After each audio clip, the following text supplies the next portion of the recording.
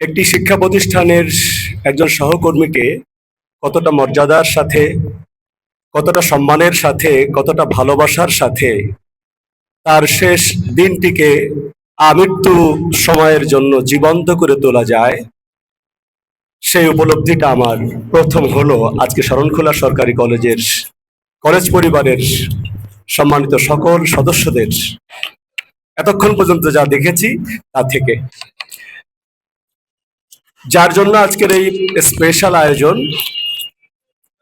নান্দনিক কোরিওগ্রাফার, বিশিষ্ট সাংবাদিক, সার্থক শিক্ষক এবং একজন গুণী খেলোয়াড় জনাব সুভাষ চন্দ্র আইডিয়াল ইনস্টিটিউটে আসার পর থেকে তার সাথে পরিচয়, এবং মনে করি এ সমাজকে সুন্দরে, কল্যাণে, সৃজনে যদি ভরে দিতে হয় তাহলে উন্নত মগজ, প্রশস্ত হৃদয় এবং লম্বা হাত ছাড়া সম্ভব নয়। বোধ করি সেটি বাবুল দাদার আছে বলেই আজকে এতগুলো মানুষকে এক বর্ণের অভিন্ন সুতোয় মালা গাঁথতে পেরেছেন তিনি। স্যার ডাকতেন, স্যার আমার শরণখোলা কোনো কলেজ নাই, সব ছেলে মেয়েরা অশিক্ষিত, একটু কলেজ দিতে হবে। উনি বক্তব্যের এটা মূল পয়েন্ট ছিল এটা। কিন্তু জিয়াউর রহমান যখন শেষ বক্তা, যখন বক্তব্য শেষ, ওনার স্টাইল দেখছেন না যে খোদা হাফেজ বাংলাদেশ, এই বাংলাদেশ কোয়া শেষ হওয়ার আগে স্যার আমার কলেজ, এই জিন্দাবাদ তো আর করতে পারে নাই, বলতে পারে নাই তোমার কলেজ লাগবেই। আমার স্পষ্ট মনে আছে, ছোট আমি তখন, তো সম্ভবত 9-এ না 10-এ পড়ি বা এরকম, হ্যাঁ রাইট, 78 সাল।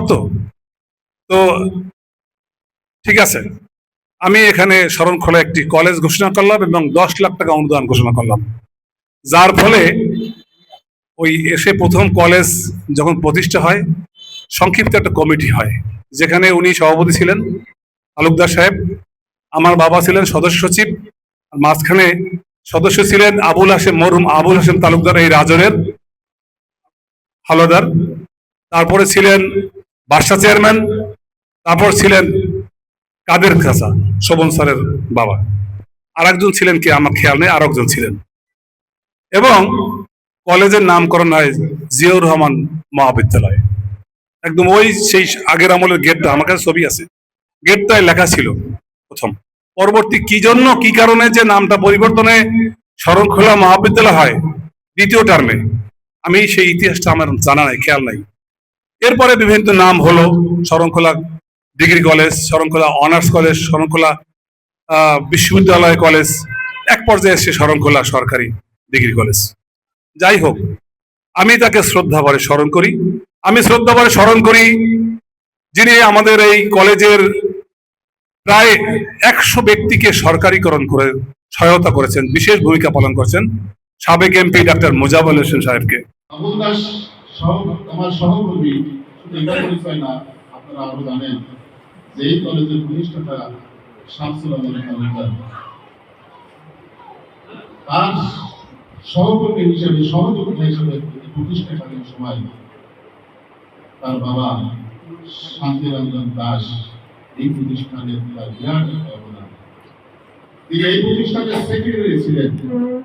এই প্রতিষ্ঠা করার লক্ষ্যে যত ধরনের টাকা পয়সা যা কিছু প্রয়োজন ছিল, তখন তাকে ব্যাংক হিসাবে তার কাছে সকল টাকা পৌঁছতে থাকত এবং তার হাত থেকে এই সকল ব্যয় নির্বাহ করা হতো।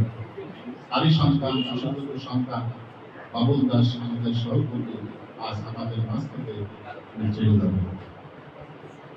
আসলে প্রত্যেকে যাব, আমিও যাব, মিয়াসি পাচ্ছেন, আরো সহকর্মীরা যাবে।